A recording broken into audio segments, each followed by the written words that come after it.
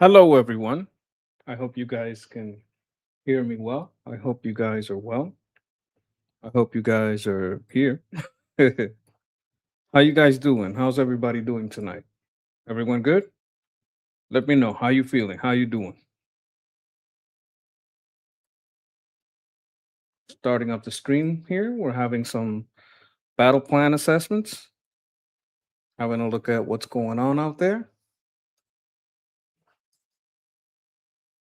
Put out a little graphic for you guys to see. Hope you guys can check it out. I don't know. I don't know how I would be able to give it to you guys, but it is basically the thumbnail. Well, I put some of that information also in the description. So some of the information that we're going to be talking about is in the description. See if I can show this to you guys.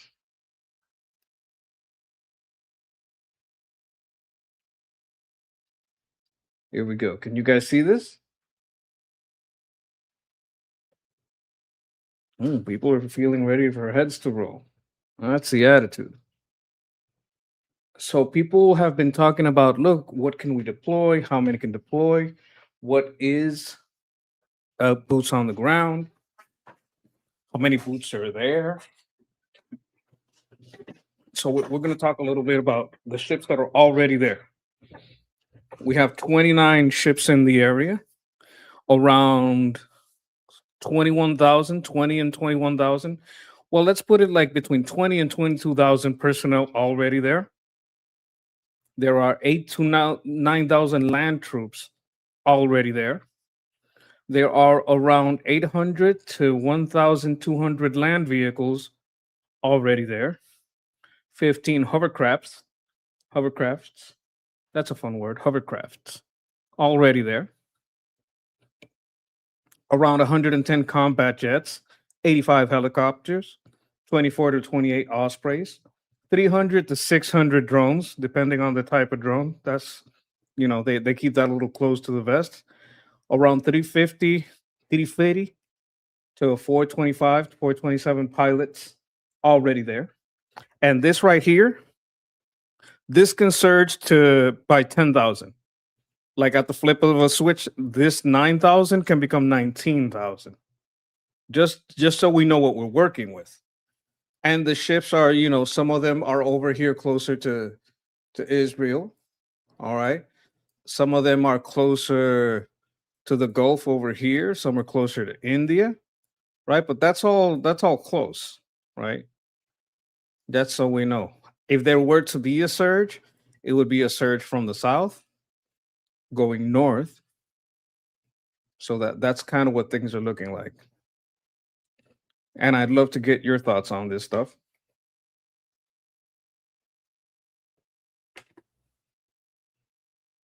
Oh, I'm not Armin. I'm the monkey. I'm Armin's monkey. Armin is probably resting. He does work very hard and he does work a lot. But this is what we're going to be talking about today.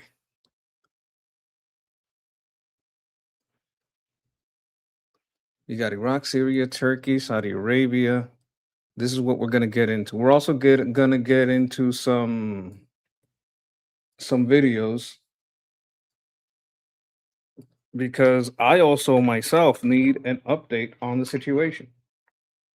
So I want to know what you guys are seeing.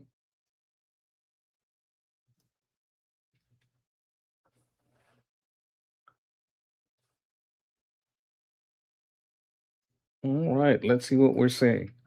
I know you guys have a confirmation that another one of the soldiers has, you know, has departed, dearly departed. And we're gonna talk about it here. I'm gonna see what's going on. All right.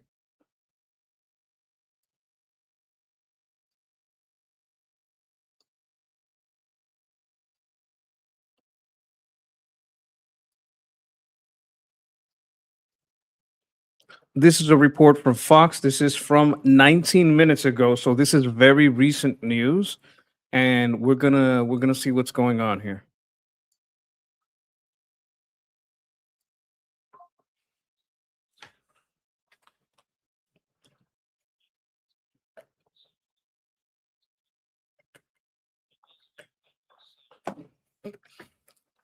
That is very inappropriate. That is so inappropriate. You can't call it a quagmire. Not in this day and age. We all know about Family Guy. Giggity. It's very inappropriate. You don't see it. Let me go back. Oh, there it is. Can you see it now? Let's see it now. Thanks for helping me out, Chad. Let's bring in Florida Republican Congressman Mike Haradopoulos. Congressman, there are, and you might have heard Senator Warner say that this thing is a quagmire in his view. How do you see? This is what I'm saying. You can't call stuff a quagmire anymore. People are just say in the back of their mind, giggity. You have to be more serious about this kind of thing. He might not know about Family Guy, but he ain't that old. He knows. The way the war This guy's holding back. in Iran is being prosecuted now. Well, actually, the sun is pretty much in his eye, and I don't know what's going on with the quality of this camera. Who set up his camera? He needs his son or his daughter to set up the resolution in his camera, but because sometimes people who don't know, they put the selfie cam in a low resolution. It's terrible. Well, first, John, I want to express my condolences to of course, the servicemen killed recently. As a father of a serviceman myself, of course, we're always thinking about them. So he has a son in the service or a daughter, who knows? But he understands that this is some of the shit you deal with, right? Like they had to wait a while. I think one of the people that was thought to be that there were some doubts because he was missing, and they were probably trying to suss out what was going on, and he went from missing to deceased, so that takes the total up to 3 and 17 total since the start. And this is a conflict, and in that conflict, will be casualties, and this is the challenge we face. Remember, thousands of Americans have been killed by Iranians since 1979. That's a good point. Did you hear him say that? Thousands of Americans have died because of Iranians since, let me see how he put it. He said it a little different. More recently, of course, thousands of Americans have been killed, will be casualties, and this is the challenge we face. Remember, thousands of Americans have been killed by Iranians since 1979. More recently, of course, tens of thousands of Iranians were killed. Yes, since 1979, I think wasn't that the embassy? Did they kill some of the people at the embassy? By their own regime. So this is the only And tens of thousands at the hands of their own regime. way to describe it is they are in an evil regime who have no respect and they only understand force. The president tried to give them grace recently by bringing them back. And unfortunately, they only understand force. And so this is why I support the president completely annihilating this regime. Let's put them in the ash heap of history, much like we did the Soviet Union, so that a new group of people can come in and finally give these people the rights they deserve. Their days of projecting power, I think, now are over as we're looking at everything. And we're going to have to use, again, that term unconditional surrender, just like we did at the end of World War II against the Japanese and the Germans. There's been a lot of criticism of the president, especially from the Democratic side of the aisle, but even some Republicans are wondering about the situation.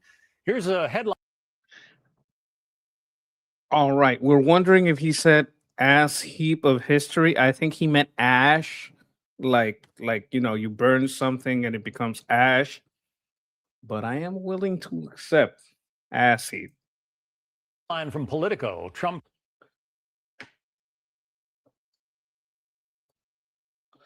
Oh, we have a super sticker over here from Aida. How you doing? Good to have you with me. Hello, hello, hello. Nice to see you. $1.5 trillion defense budget is in trouble, and it reads prominent House Republicans contend the narrow $60 billion proposal is important enough to warrant immediate attention.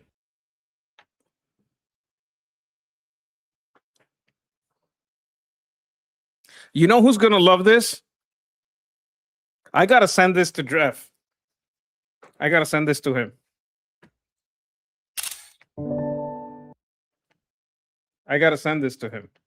He will love this shit. Oh, he will love it, love it, love it.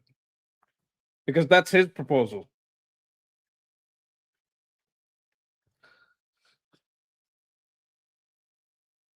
Well, his is like 50, right? His is around 50. But, you know, they always take a little off the top. They want to have some room.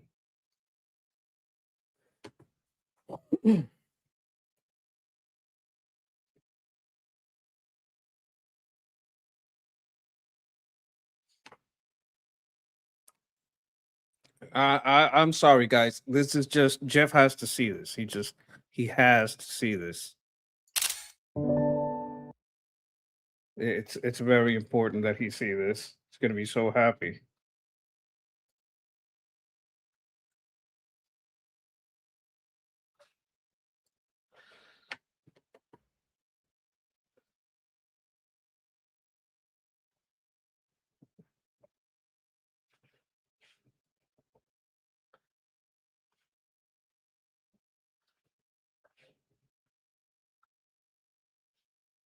All right. It may be about something else, but I think that's 60. $1 billion That could be that. proposal is important enough to warrant immediate attention. But top Senate Republicans are already tamping down expectations that they'll quickly sign off on the smaller House defense funding. No. proposal. Don't do that. Come on, rhinos. Calm down. Tell us where that stands. I mean, what do you think the House and the Senate are going to do regarding this defense budget that the president wants? We need that. We need that Well, now. we need to make sure our soldiers have the best weapons available. As you know, we lost over $90 billion weapons in Afghanistan because of the debacle of Joe Biden. And so we want to make sure we project peace through strength. And the only way you have it is when the military is fully funded. And that's what we're looking to do. Beyond these measures, we are committed to making sure that we win this conflict. This is a long-term goal. As you know, the Iranians have been flooding the zone, meaning that they're giving money to the Houthi, Hezbollah, Hamas, and these other animal groups that simply kill people. And we need to step up and make sure they are backed. The Democrats, of course, That is very true. That's just what they do. Kill people. tried their methods with President Obama, and it failed miserably. We gave them hundreds of billions of dollars. Instead, we only got more and more terrorist attacks. And so the president is trying to simply Look, he's based Florida, man, apparently, because he's absolutely right about that. Oh my God. The eternal question. Trying to ask why rhinos got a rhino so hard. Oh, I got a super chat from Eda. Let me see here. Hello. Hello, dude. Shalom and hola. understand the language of reality, and that is peace through strength. And he's going to continue to hit this regime that has no regard for life and make sure, I think, as the general said before me, correctly so, we need to destroy their ability to project power outside the region and within their own country. And then and only then will they finally sue for peace terms, so we can finally have peace in the Middle East and long-term stability, which is so necessary in this region. And finally, of course, freedom of the seas, which we do not have right now in the Strait of Hormuz. I want to turn your attention to something that I know is close to your heart. You're a member of the Financial Services Committee, the Science, Space, and Technology Committee. There is something very important committee out called the Space Ready 2.0 Act. Tell us a little bit about it and why you think it would be beneficial to this country. Well, as the subcommittee chairman for space here at the Congress, it is so vital we stay number one in space. Senator Ashley. That's hugely important. Hugely. I think India just launched a rocket up into space, maybe with some satellites. they don't like China, so but they don't, they're a little too buddy buddy with Russia for our taste, and definitely too buddy buddy with Iran. That's why they've been kind of staying out of it. But they're buddy buddy with us too, so it's like, what are you doing, buddy? So, but they just launched, if I'm not mistaken, a lot rocket that went successfully all the way up, right? So that kind of sends a message, especially to Pakistan. But hey, you know what? We'll leave it at that. We do want to stay number one in space. Absolutely. Moody, also from Florida, we're committed to making sure that You see, okay. So this is kind of my sentiment, right? I like India. I hope they stay on our side. Yeah, me too. But they get a little too buddy buddy with too many people. we stay the launch pad to the stars. Last year, over 192 launches from the United States. We are dominant once again in space, as evidenced by the Artemis 2 launch, of course, back in April, successfully going around the moon for the first time since 1972. But at Kennedy Space Center and other NASA locations, there's some antiquated spots. We need to make sure we continue to upgrade those spots. And this will allow us to use private dollars, not just taxpayer dollars, to improve those. Because you remember, it's SpaceX and Blue Origin. And If you guys remember, NASA was so over budget and bloated that it couldn't function. It couldn't send anything up. The astronauts got stuck. I think Elon is the one that got them down. Why? Because Elon is making so much money from fucking Starlink all over the world that he has the money to make bigger and better rockets. It's a very different issue than having government have their greedy little fingers in it, and then instead of paying like a corporate would do, corporate pays the minimum it possibly can for a screw or for a nut, a bolt, whatever they're using. They pay the minimum they can, even if they need the maximum spec. They're going to check the specs, right? It is a rocket, but they will pay the minimum that they can pay. Government, you just quote them and yeah, sure, whatever you say. We don't know if that's the best price. We're not checking around. We're not a private entity. We're the government, so we'll just sign off on it. So that's why our space program right now is, out of this world, literally, right? I'm not gonna ask for a pardon on the puns. I love puns. I think puns are very funny. And even that pun, I'm gonna own it. But I think our space program is out of this world because it allows the private participation. You have Elon. You also have, I don't remember Bezos' company, but I know he has like a space company. I don't remember the name, but they're out there too. so many other great companies that are emerging in this field, and we want to allow those public-private partnerships to be used, and that means taxpayer savings, and most importantly, the new technology and opportunity that comes not only for jobs, but innovation when you create a stronger infrastructure. And that's why Senator Moody and I are pushing this forward, and we're confident we can get it done. China is If I'm not mistaken, SpaceX has a base there. throwing a lot of effort at its own space program. When you create a stronger infrastructure. And Listen that's to why what he's gonna Senator say. Moody and I are pushing this forward, and we're Richie with the save here. Blue Origin. Yes, that is correct. That's what the name is. Thank you very much for the save. That is correct.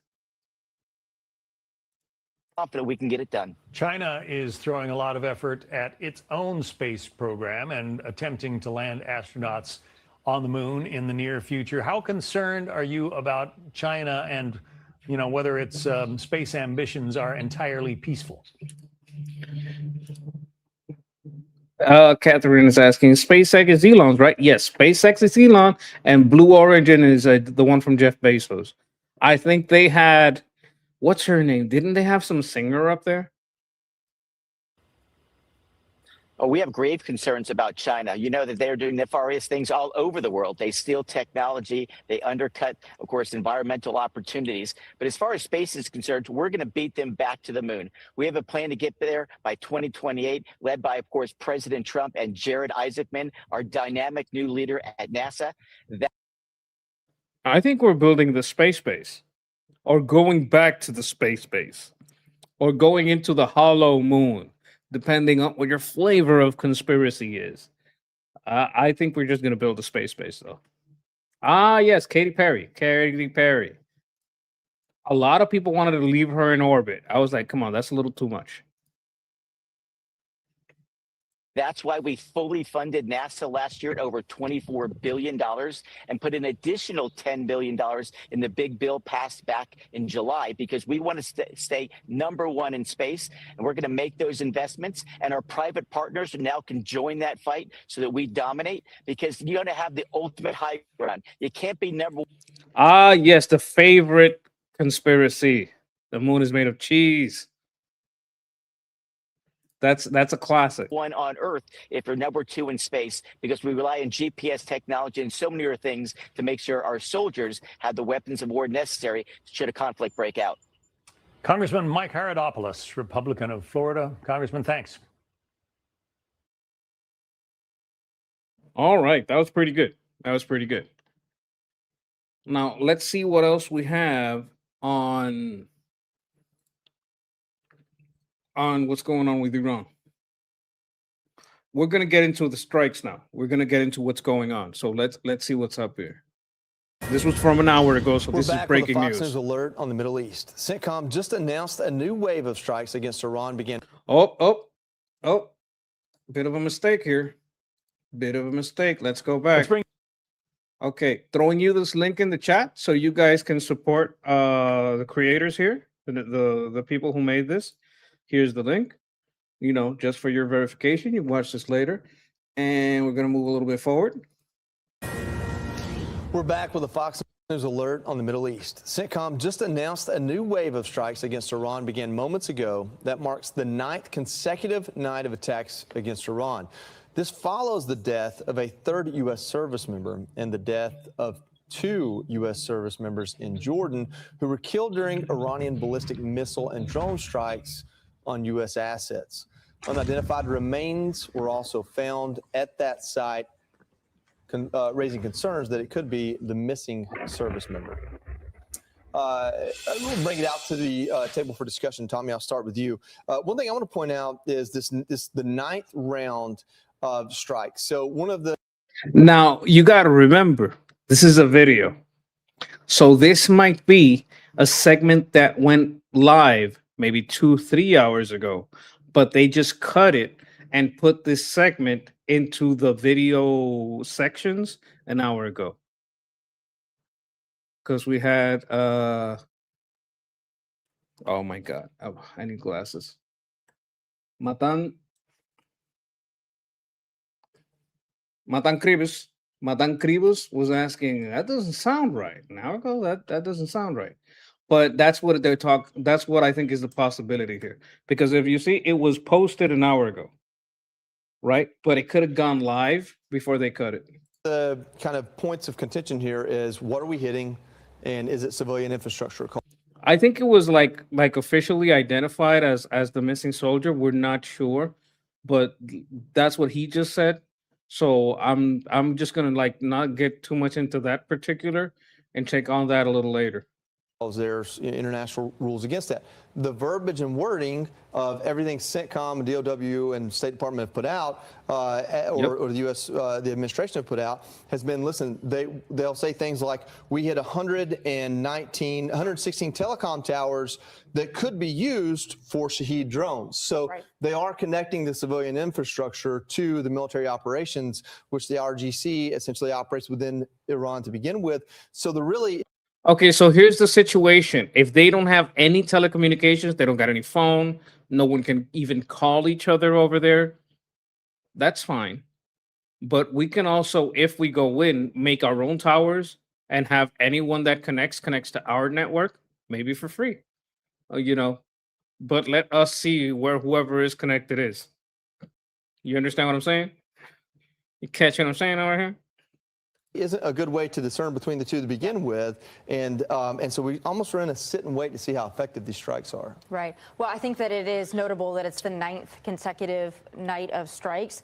I don't know if this is in direct response to the killing of our service members or if this was the plan all along. I guess we're not sure, but you have to assume that things are going to ramp up due to the attacks on our service members. Okay, so here's the thing, right? I think it's okay if you go a little harder because of the service members, but I don't think you can just put a number on that. I'm going to be clear. I think you can't say, well, if you kill one of our service members, then we're going to hit you, or, with 10,000 or like 1,000 bombs, and that's it. That's good enough. That's enough. That's the calculus. I don't think you could just sum that up. I don't think that's the value. I think the value of a life is much higher than that. You understand what I'm saying? Like, that kind of retaliation is not going to equal the life of someone. Now, what would honor them is victory. So they can ramp it up, but they got to ramp it up towards a goal that makes the sacrifice worth it. Like, what do you think the family is going to say? They're going to say, finish the job. That's what they're going to say. Don't let that death be in vain. And if those continue, you have to imagine that President Trump is not going to stand for that, and I would expect him to escalate accordingly. I think there's going to be a lot of discussions this week, to the point we've all been making of what's really next. How does this impact our economy? Are some Republicans going to get cold feet because we're a couple months from midterms? All things we're going to find out this week, I'm sure. Lisa, Secretary Rice said we're at 2. So here's the problem. Republicans getting cold feet is bad for them in the midterms. Because in the midterms, conservatives like a victory. Like, if the calculus is midterms, you want to hit them so hard that by the time you're done, you're just basically recognizing a transitional government.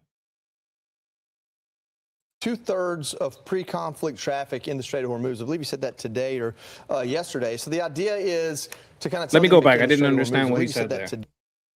Today or all 2/3 of this week, I'm sure. Lisa, Secretary Rice said we're at 2/3 of pre-conflict traffic.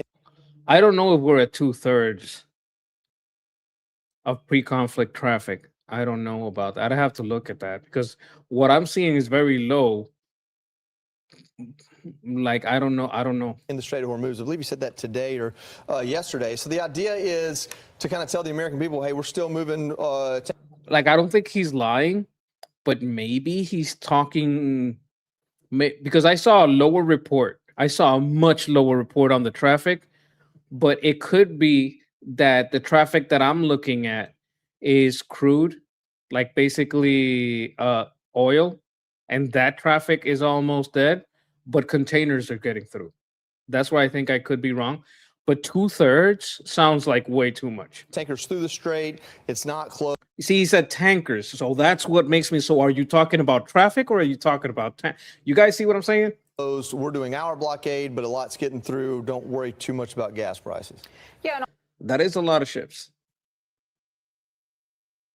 That is a lot of ships. We're going to have to start taking a look at Ship Tracker. I don't know where that website is. I might find out. Also changing the way that we get that through as well. I think some of it's been on land, and but yeah, that's an important information to get out. Not quite this is breaking war levels, but pretty good and getting much better, which is positive news. Also, one thing I wanted to point out is that President Trump, we all remember that speech that he gave in Saudi Arabia in May of 2025, where he said the future of the Middle East was commerce, not chaos. While we have chaos going on, President Trump, we all remember that speech that he gave in Saudi Arabia in May of 2025, where he said the future of the Middle East was commerce, not chaos. While we have chaos going on in Iran right now, there has been some interesting news with Iraq. Thank you for the update, Joe. On the commerce side, ahead of that bilateral meeting with President. I'm here, Shauna. Hi. Shauna says, I came here to see who's here. I'm here. There's other people here. The chat is full of very, very nice people. Welcome, Shauna. Here's chat. Make her feel at home. She's a friend from our discussion group. You guys should come to the discussion group. The QR code is right here up on my right, on your left. And it really helps me out. Right now, that's the only way I get monetized. If someone uses that to sign up and gets a premium or whatever kind of subscription there, that's the only way I'm getting paid right now, because I'm not monetized yet on YouTube. I guess I should probably drop my link into the chat so you guys can follow me if you're on Armin's stream, in case you want to help me get monetized. The subscription, you guys, I have tripled my necessary watch time. You guys really do watch that. Like, those of you who watch, you stay watching. Like you guys stay watching. You watch through the whole show, and if you were watching it later, you watch it later, and you watch through the whole show, and that really means a lot, because that's something that YouTube notices, because they say, hey, I could put an ad in here. People just stay locked in. And sorry about that, but hey, business is business, right? So that really helps a lot. So thank you for being here. Thank you for subscribing, liking, and for everything you do. Really appreciate you guys. But we're going to get back into this. Trump on July 14th, I believe, the new Iraqi prime minister who took office in May wrote an op-ed in the Washington Post laying out about, hey, look, we need to rethink our relationship with the United States. Commerce, investment. The U.S. Chamber of Commerce announced recently over $60 billion worth of deals, roughly 50 with U.S. companies, as well as the Iraqi government. Here's why it might matter in pertaining to what's going on in Iran. I spoke with retired U.S. Navy Vice Admiral John W. Miller, who's also my friend's dad, helpful guy to know. But he was talking about how the Iraq has operated under Iranian influence since the Iraq War. Also talking about how the new prime minister has said and stated and has taken efforts to rein in some of these Iranian-backed Shiite militias who have carried out attacks on U.S. forces and regional partners as well. So just sort of interesting where President Trump, both with the Abraham Accords and then trying to sort of rewrite the relationship with Iraq, just seeing how it's playing out as we're following all this in the Middle East. Certainly. I've been up since 3:40 a.m., so I tried. Hopefully that made sense. It did. No, it did, certainly. Yeah, but and on that note, the Trump administration says they're keeping oil flowing through the Strait of Hormuz. So obviously, let's take a listen here. We're at a little under 14 million barrels a day from the Arabian Gulf region. That's 2/3 of pre-conflict traffic, dramatically up from where we were back in March. What we're doing is assuring that oil and gas and other products can flow through the Strait of Hormuz with or without Iranian cooperation. Yeah, I'd like for you to. Yeah, that's the thing. Like, we're national average gas prices. So here's the thing. In blue states, the blue politicians are going to blame the war, right? They're going to blame the war. But the reality is their prices are maybe $1 or $2 above the average. And that's because of their local policies. Respond to that as well. I think that the problem that we have here is that, these gas prices and everything that we're seeing across the country are still very high. And Americans. Yeah, I'm not saying that's cheap, by the way. I'm not trying to pull the wool over your eyes. That's not exactly cheap. I'm sorry. I kept what you said up there. Apologize. They don't think about this in terms of the strait. They that's something they probably didn't think about at all before this entire conflict began. And so I think that one of the things that they're paying attention to, and that again, I think we need to hear from the president, is what is the path? What is the end goal? What is the pathway? What is achievable in this moment? From my perspective, I think that what we're likely to see is a ramp up in reaction to these deaths. Something that the president is not going to go unresponded to. But what does that include? Does it include going after the electrical grid in Tehran? Does it, include having targets that are, more, people can claim that they are being used by civilians, transportation infrastructure, water, et cetera. Or do you see something else go on? At this point, we're dealing with a very, delicate and unsure situation. And I think the American people deserve clarity. I want to touch on what he said about what they said about Iraq. So here is arrest being made about the corruption. These are billions of dollars that were controlled by IRGC-aligned corrupt politicians taking money. According Al-Zaidis in Washington and Iraq are partnering to reform banking compliance, implementation, and movement and curb corruption. All right, so over here, okay, that was kind of like a funding counterterrorism Baghdad Green Zone moved with precision through the residential compounds within. When the sun rose, 47 people were in custody, among them 12 sitting members of parliament. Former governor, senior advisor to the outgoing prime minister, and an array of oil ministry officials. Right? Accompanied by the prior seizure of more than 87 million in public funds, implicating an entire ecosystem of officials in schemes to misappropriate state revenues. All right, so that's a little bit on that. These are some of the, I don't know what the hell this has to do with anything. What is this? This does not seem like a recent video. The Iraq Chronicles. No, this was the funny one. Let me see. Is it this one? One of them had a golden G-string, guys. This is how much money they're confiscating from these officials. I want you guys to see this. All right. Look at the video. That's a lot of cash. Iraqi officials, including lawmakers, arrested corruption charges overnight. Okay, that image is not very nice chairs. I mean, it's a little out there. And these are the confirmed that have been arrested. These are confirmed arrests. This might be unrelated, but I just wanted to go over a little bit so you guys could see. Oh, this is I'm trying to get to maybe 725. Maybe we can get my 5 more in the stream just to make it, put a quarter on it, 7 1/4. And I think I agree with you on that. And at the end of the day, yeah, you got to be honest about it. That's the thing. Like, you know, conservatives aren't going to gaslight you about this shit. It's a little high.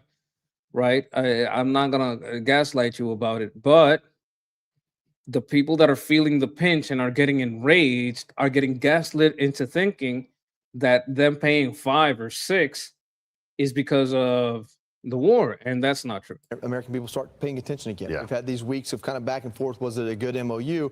Now there's deaths on the table, and people are looking a lot harder. Be sure to like. Okay, so we have a super chat here from Shauna telling us Monkey is 100% correct. Washington State has extra gas taxes, but normies don't realize it's from our stupid government losing business investment. Okay. Yeah, they're trying to like you know, strip Peter to clothe Paul, basically.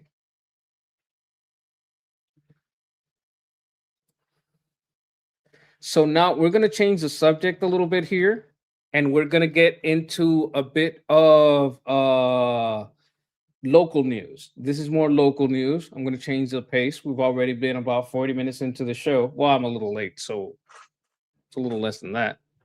A little bit of technical difficulties, power grid and all that. Our next witness is James O'Keefe. He's an American investigative journalist and media entrepreneur. He's the founder of Project Veritas and currently serves as the founder and CEO of O'Keefe Media Group. Mr. O'Keefe. Chairman Paul, Ranking Member Peters, and members of this committee, thank you for the opportunity to testify. In February of 2026, I disguised myself as a homeless person and approached a petition circulator on Skid Row near San Pedro and South 6th Street in downtown LA. I saw cash clipped to his shirt, which I thought was odd. The petition circulator told me, "We're going to need 14 signatures and we're going to pay you $2. One of our reporters, disguised as a heroin addict with track marks on his arm, asked the homeless, "What's going on here?" They all replied with one word, "money." We recorded a woman named Brown handing over cash as payment in exchange for a homeless person to register to vote in a federal election. Now that is a federal crime. Congress expressly criminalizes payments to people to register to vote. Why? Because the vote is sacred. It's an act of conscience. So here's the thing. If the homeless people are signing over registries, right, to get mail-in ballots to whatever address this guy is telling them, and just signing a name so that the computers, because if 100 people sign their name, it's going to look the same, even if it's different people. But if different people sign the name, it looks like different people. It looks more authentically like different people. So that's why they like to go in and have literally different people sign it, so it looks like very different people. Judgment. And when it becomes contaminated by incentives, when it is for sale, it undermines the sanctity and fairness of the process designed to elect those who represent us. Our investigation. Look, back in the day, you had to own land to vote. If you didn't own land, you could not vote. There is a man named Cassius Clay. Cassius Clay, famous for a boxer named after Cassius Clay much later. The original Cassius Clay would fight so many of these Democrat slavers and kill them in duels that his friend would not let him campaign with him. He's like, you can't come with me on the campaign trail to the South because you're going to kill so many people in duels. You're going to kill so many of these Democrat slavers. Yeah, Muhammad Ali was originally called Cassius Clay, and Cassius Clay was one of the Republicans who was against Democrat slavery, because slavery was a Democrat thing. They're still against your right to own and defend yourself and your property. That hasn't changed. And they're still very much in favor of having an underclass with less rights, that they can pay less than they do other people. So they haven't changed much. But Cassius Clay was killing so many Democrat slavers in duels that they said, you can't come with me on the campaign trail in the South because you're going to kill so many Democrats that it's going to be considered voter fraud. And some people heard that and thought this must be a joke. No. It's because back then only landowners could vote. So they were literally fearing that it was going to be like, no, you're just killing all the people that are voting. Because owning property was a lot harder back in those days. I saw this from the Fat Electrician, wonderful historian, and very witty writer. Like he put the facts down, but he does it with wit. He makes it funny. He makes it hilarious. Very entertaining dude. Okay, let's get back to this election. Contributed to a federal criminal prosecution, with U.S. Attorney Bill Asalia saying, once I saw these videos, I went to work. Brown described the whole thing as a, quote, pyramid game. And then came the irony.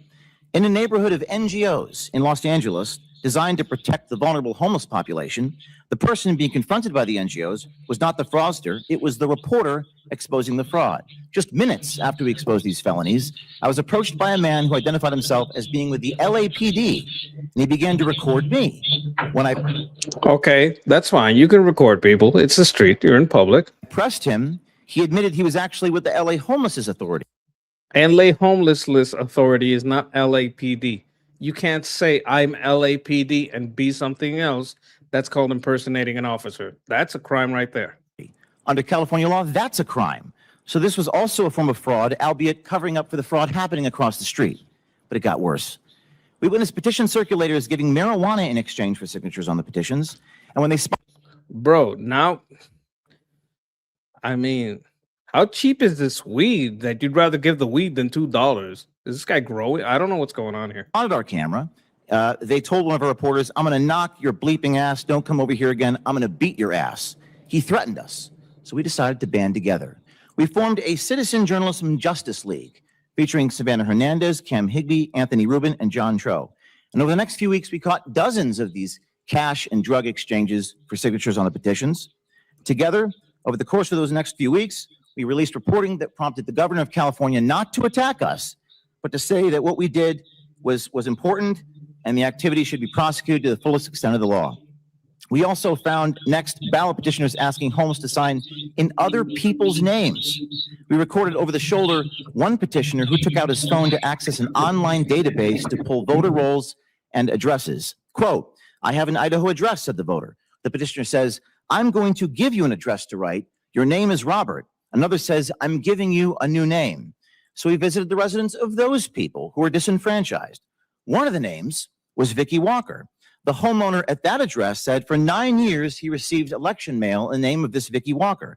In fact, he told me he'd received so many ballots in the name of Vicky Walker, he named his cat Vicky Walker. We returned to ask for comment from the petitioner who was offering drugs in exchange for signatures. The same individual who had threatened us earlier, he grabbed the petitions and hid them in his car. When we caught up to him, one of his associates charged at us and punched my producer in the neck. The two men then charged at me. And right before they struck us, Cam Higbee deployed pepper spray. With pepper spray in their eyes, the two men continued to attempt to assail Look, we know cats are adorable, but they can't vote. us. My colleague Braden and I had no choice but to run for our lives. To this day, all the fraudsters that committed state crimes roam free. This, as Nick has said, is not a political issue. It's not a partisan issue. It's not a conspiracy theory. And it is most certainly not circumstantial evidence. Everything I've testified to you here, all the quotes and many more, are all recorded on tape. So the question before this committee is not whether the fraud exists or whether it's happening. Oftentimes in politics, y'all debate the facts. The facts are what they are. The question is why the incentives allow it to flourish. There is money in fraud. There's a lot of money in fraud. And that's why these fraudsters kick up to a government that doesn't look at fraud. They kick up. They're getting them envelopes like in The Soprano. Don't deceive yourself. This fraud kicks up, and it goes all the way up to the politicians. But there's no money in exposing the fraud. You should have to be. Yeah, you do. But they don't. If you don't need an ID to vote, that makes it hard. Like your local elections get rigged once a certain party gets in power, and then how are you going to stop them? It's rigged. But you're right. And when laws are ignored without... I threw the links right there in the chat so you guys can give that man a follow on X. I think he does excellent work. Been doing excellent work for like, what, decade? Maybe more, maybe two. And he's just an all-around cool dude. I think he's a DJ. I know he's musically adept. Like he's good with it. Consequences. Fraud becomes the incentive. Fraud becomes the model of life. Tony Moore, one of the coordinators for the ballot petitions, told us if there's no consequences, it doesn't matter. And that's the point. I don't have subpoena power. Us journalists don't have the power to do anything but expose. They campaign in this building about freedom and protecting democracy and preventing disenfranchisement and how nobody is above the law. But if those principles are not enforced, when they are violated in broad daylight, they're not principles at all.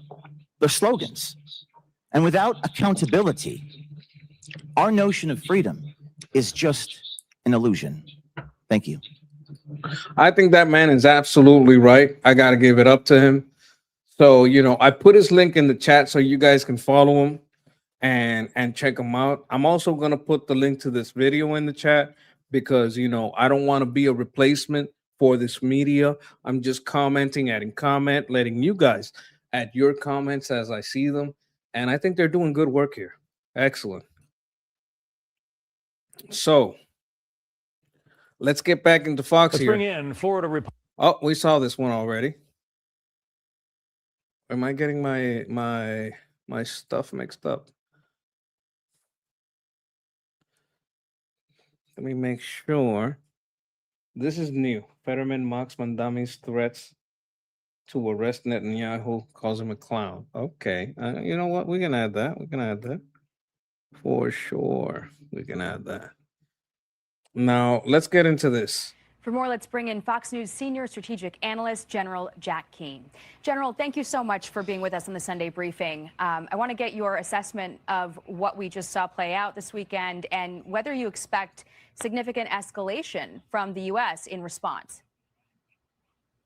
Yes, certainly. Well, certainly our heart goes out to the families and loved ones of our soldiers that fallen and just taken place. And their names are added to a very long, tragic list of literally thousands of Americans have died under the hands of this regime since they took power some 47 years ago. And this is the first president in all of that time who's ever taken consequential action to stop this barbaric behavior they've imposed on the region. This is a good point. People say, oh, Trump is going too slow. What about the others that stopped? Because basically everyone stopped doing anything about these people, these IRGC bastards, for 47 years. Like, he's the only one that's done anything. At any speed, it's light speed compared to everyone else. And the world writ large. So where are we here? I think what we have seen in front of us, and the reason we went back to combat operation, is diplomacy failed quite miserably. The reality is, on April the 8th, we went to a ceasefire, Jackie, and we began a 3-month plus negotiations to achieve some kind of an agreement here that made some sense to the United States. Negotiators promised, we're reasonable. We want to coexist with you. We have to work with these hardliners. You got to help us work with the hardliners. This is the same pattern line, so our audience understands that other presidents have had to deal with. The negotiators and diplomats always appear reasonable. They always want to coexist with us, and they're always working against the hardliners. That has been the pattern for decades. There's nothing new about that, although some of our negotiators, being new to this, think it's new. It is not new. It is their pattern. Yes, this is a fact. This is a fact. When you look at the IRGC, they say they've never won a war, but they've never lost a negotiation. Why? Because they lie. They say, yes, wait a minute, not that. Let's talk about it. Let's talk about it. Let's talk about it. No more talk. Okay, I agree. But then I don't do it. That's kind of like their pattern. And I don't think there's ever going to be a deal here that would be acceptable to President Trump. And he's obviously not going to take a bad deal at all. The negotiators, Iran promised the negotiators X, Y, and Z, and they broke those promises. Then their president, on June the 17th, signed the very deal that President Trump did. And 3 days later, they violated that deal over the Straits of Hormuz. Why? 3 days. The Straits of Hormuz, in Iran's terms now, is their #1 strategic asset. It exceeded their expectation that the success they had, because not only did it affect behavior in the region, it affected the economy worldwide. They believe it gives them huge leverage. They no longer have a nuclear enterprise that's buried under a mountain of rubble, most of it, to use as leverage. And so this is something they do not want to give up with, and that is why they broke the deal. And because they were not going to put up with the fact that the straits were going to be open and they would not have any leverage going forward. That is where we are. We're back in combat operations.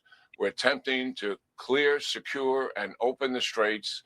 We're reducing their capability to influence that, and also reducing the capability to retaliate. That's also very important, because the whole time that they're going down, they're going to keep retaliating. As you see, they're like kind of scared of hitting Israel, because Israel's going to hit back. But who are they hitting? They're hitting Jordan. They're hitting United Arab Emirates. They're hitting Saudi Arabia. Well, Saudi Arabia, they kind of like get light work done to them. They're hitting Iraq. They're hitting Kuwait. They're hitting a lot of places, and that's a problem against our bases in the region and the Gulf nations. Okay. I have some concerns about this going forward, to be frank. I don't share the view that this strengthens the resolve of the Gulf states. I think we have seen twice since we went to a ceasefire. That's another thing. The more time that the Gulf is a problem, the more the market adapts. The more the market adapts, the more that they will suffer when the oil comes back. When they get to when the system goes back to normal,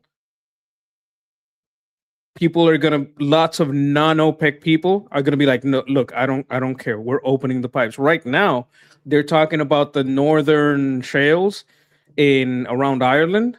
No, not Ireland, Scotland. I know it's UK. UK is opening up some oil they have, and that's gonna save them a lot of money. They're probably trying to do it to get reelected. Anyway, the thing is, the more that would supply oil to all of Europe. And if all of Europe is getting their oil locally, they might not process locally because they're fucking tree huggers. But if they are getting the oil locally and they could just, I don't know, trade it with a refinery or whatever. I don't know how all that shit works. I think they just have to sell it and buy and buy refined gasoline and the refined products. The oil is like a recipe in reverse. You boil it, and at certain temperature you get textiles. At certain temperature you get petroleum jelly. At certain temperatures you get gasoline, and that's the way it goes. All right. And some of the really heavy stuff and the very very crude, thick. They call it heavy dirty oil. That stuff gives more products. Once, when we were trying to operate prior to that Project Freedom and put that in place, it was the Gulf states led by Saudi Arabia that told us not to do it, to stop it, and they took our air base away from us on our airspace. And what did we do? We stopped it. It's an open secret. A few weeks ago, President Trump was getting ready to go back to major combat operations, and the Gulf states called again and told them not to do it. Let's work some kind of a deal. The Pakistanis and the Qataris are hopeful this is going to happen. I don't know why they keep trusting the Pakistanis. I don't understand that. What are they bringing to the table that we should listen to them? They hit Afghanistan? I don't care anymore. I don't care how much you hit Afghanistan. Now, this is something I want you to see.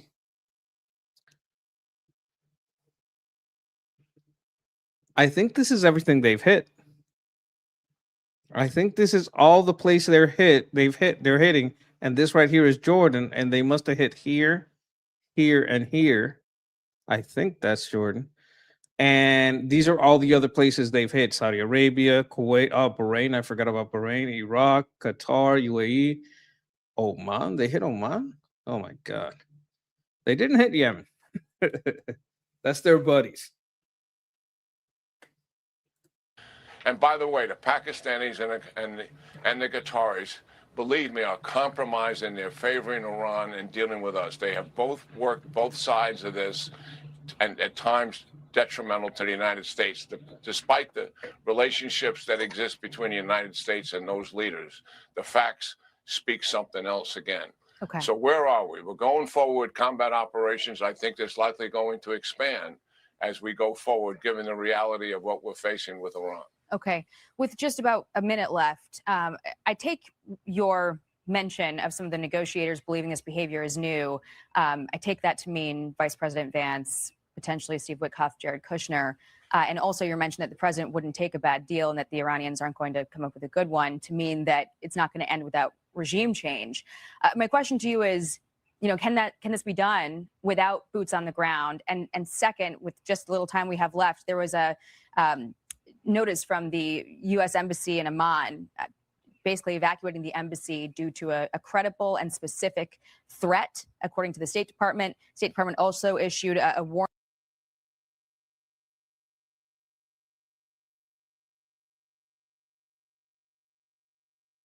that U.S. diplomatic facilities, including those outside the Middle East, have been targeted. So what is the risk? So that's now. They're targeting now. Risk to Americans at home and around the world? We had about 4 hours ago. An original aim that we started with to take Iran off the map as an aggressor and predator in the region. And we never had a stated objective to change the regime. We knew what that would take. And that was not a realistic option for us. But we thought we could weaken that regime so much that it would put it on a pathway to collapse. I think that is still a realistic objective. I know what we can do militarily. When we went to the ceasefire, we had 25% of the targets that had not been hit yet. And that is why Iran, you see, has ballistic missiles and drones and was systematically destroying those. Return to that, finish that operation. A lot of these leaders are vulnerable. The IRGC and its organizations are vulnerable. There's national infrastructure that is significantly vulnerable. There's no doubt that the combination of military operations and the economic means we're using, particularly Secretary Benson putting us back on sanctions, the naval blockade, which takes longer to have an effect. So what would it take? Let me show this. This is kind of a battle map, right? You guys can see this. Okay, what we have here is how many people are there. How many people do we have there? And where we have hit. We have hit southern Iran. Like all that here is very weak and the telecom towers are down. So they're having trouble talking to each other.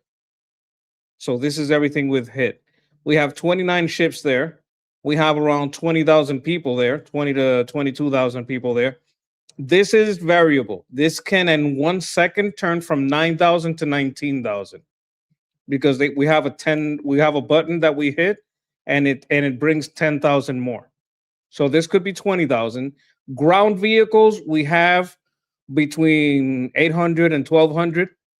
Hovercraft, we have 15, around 15. Air power, 110 planes. Helicopters, 85.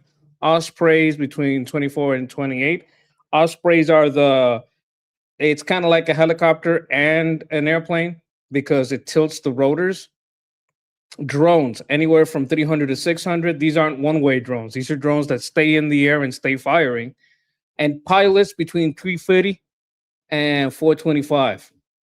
427 to 425. So that's the plan there, right? You guys can see that. And that's what we have in the area. So the possibility of us starting to take some of these places and vet some locals to help us, help them turn the tide so they can take over their country. So if things get too bad, did you guys hear what I said? Testing. Like I was saying, it says 27 people. Where? Did I miss something? 427. 350 and 427. 20 people. Anyway. So what we're seeing is these are the kind of forces we have, all the ships we have, where they are approximately. We don't know literally where they are, just approximately. Oh, okay. Well, I see, like they show me a different number because I get to see all the chats, the Twitter chat, the YouTube chat. I see all the chats. Point being, this is kind of like what's going on here. Now I might have to. You guys see? So if we take these bases down here and just start training and vetting, make sure they're well vetted because we don't want to train the wrong people, arm the wrong people, and pass facilities over to them, pass cities over them, pass government facilities over to them, and just train, vet, and do that all the way up. We could just get rid of the IRGC. Now we have to have some escrow accounts where we could take the oil of theirs that we've sold and keep it in escrow. So we could take there's like 31 million gallons of oil in Carg. If we take Carg, we take that oil, that's a lot of money. So we could put that money in an escrow account and give that to the transitional government. Transitional government right now, the most likely candidate is the Nufti.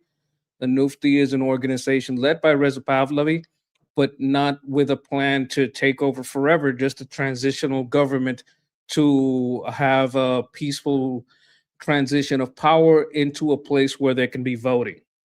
So that's his purpose. And that's the whole goal of that, have a transitional government. And if we can get that, if we can get the Cargo Island oil, the oil we already took from the MOU.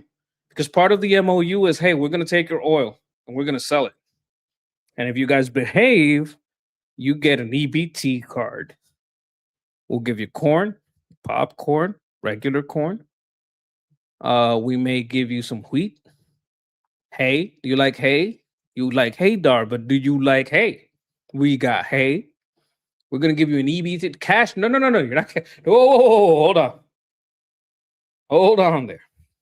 You're not getting cash. You're getting an EBT card. But right now we're taking this money.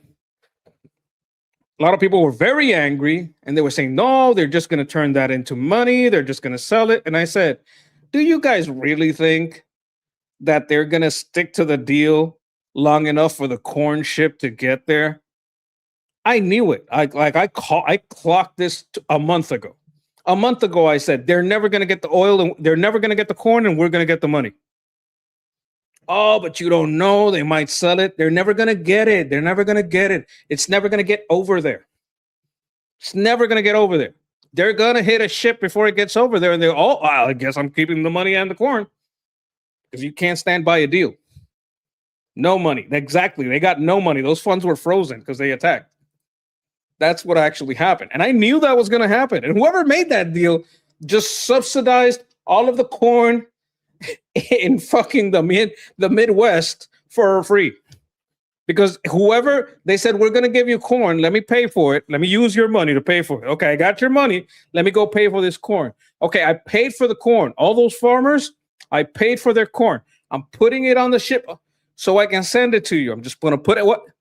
You started firing on ships. Okay, no. We're keeping the corn. Fuck those guys. That's what happened.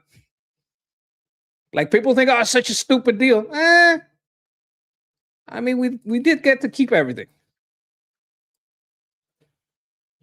I think that's important to remember.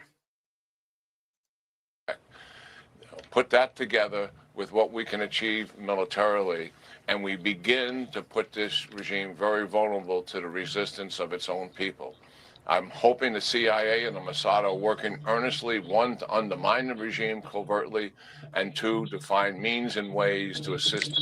That's part of what I'm showing you in the map. U.S. forces resume naval blockade. That means we kind of taken this Strait of Hormuz. We might take, there's an island over here. I think this is Karg. And I think this is Hormuz or around here. Like Hormuz is actually an island. It looks like, I don't know how to describe it. Fruity Loops. That's what it looks like. I don't know why. Something about the rocks there. Very colorful. The Iranian people to resist this regime. I do believe the goals at the outset are still. Okay, so I'm really saying as long as we hold on to everything, it can be a good deal. They'll never hold on to anything. I was worried because I thought they were being too easy on them at that point. Yeah, but you got to remember, part of the deal is we keep everything, and if you're good, we'll give you something. So in that start of the deal where we keep everything, that's where we got them because they weren't good. So we didn't have to give them nothing. We just kept everything. And people can call it stealing, but I'd call it, why are you trying to kill people? Still quite achievable. And if we achieve them, we reset the Middle East and we put it on a pathway for enduring peace. Okay, so Dr. House is saying if they make a rebel buffer in the south, trade can resume, the cargo ships can keep moving. Not only that, you can start vetting and training people to police the new government, vetting and training people to hold these cities and these towns and align them to US. We can start going up, taking over Pickaxe, taking over Esfahan, taking over I forgot the name of the other one, but taking over those bases, making a deal with the transitional government saying, hey, we're just going to keep these bases. We're going to make them American bases. And as long as there's American bases here, we'll protect you because you have our bases here. And we really like these bunker bases because they're really hard to hit. They're very well protected. They're basically in granite. So if I could take all this Durka shit out of here and we make a deal, I protect your oil, I protect your industry, I protect your rare earth minerals, and I get to keep these bases. They're already built. All we got to do is dig out the entries. The entries are kind of closed. And that gives us a place from which we can defend from Afghanistan, from Pakistan if that gets crazy, Saudi Arabia, Iraq. No one's going to try to hit us because we're in the center of everything. It gets us closer to Russia, it gets us closer to China, and gives us a place where China and Russia can't hit us because we're under a granite mountain. So win-win, baby. On your side, your oil gets sold at a fair price instead of dirt bottom prices that only Durkas get to profit from. The whole economy gets to benefit because you're selling it at market price, not at China price, not at autocrat price, autocrat to autocrat price. So everybody wins. And the amount of projection power that we can do from those granite bases is just out of this world. And likely normalization with those countries and Israel. That strategic goal is still out there and achievable. Okay. General Jack Keane, always appreciate your expertise. Thank you so much for coming on, sir. Yeah, great talking to you, Jackie, as always. Thank you.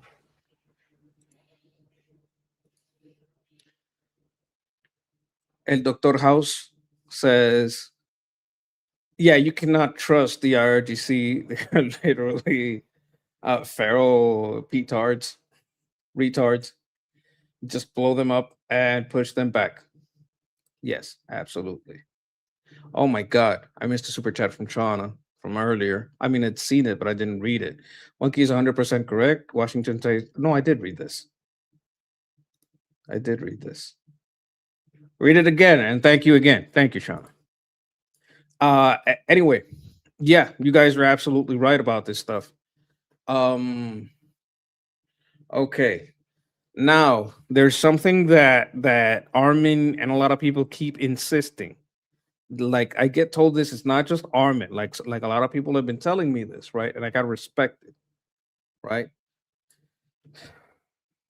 I gotta do it.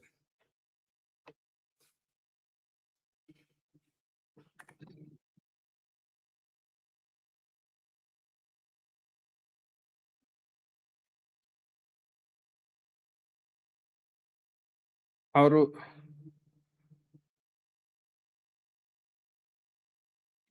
do I know which one is his channel? Oh, he's probably not on YouTube.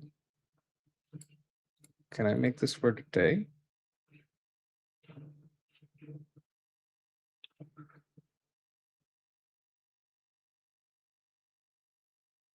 I'm not gonna read. I'm not gonna watch this for 3 hours.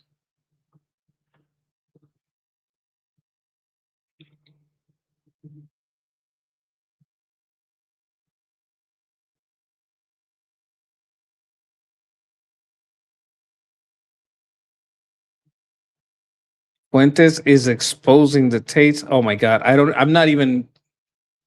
No clickbait. Why are you yelling at me?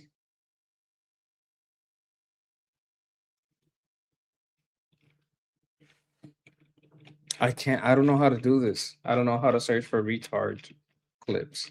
Let me search for a different retard. Oh, I'll do it on Twitter. That's what people do. I apologize for the delay. I don't know how to search for retards. I used to have a person help me with it, but I did not give them ample warning of what I was going to do today. That's on me.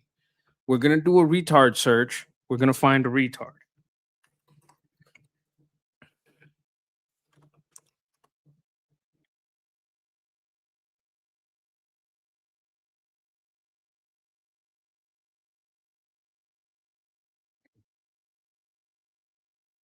All right, let's see what this is about. People say to me, you're Catholic. How can you support a pimp, a literal pimp? I don't support the pimp activities. Oh my God. Okay. I support what he says politically.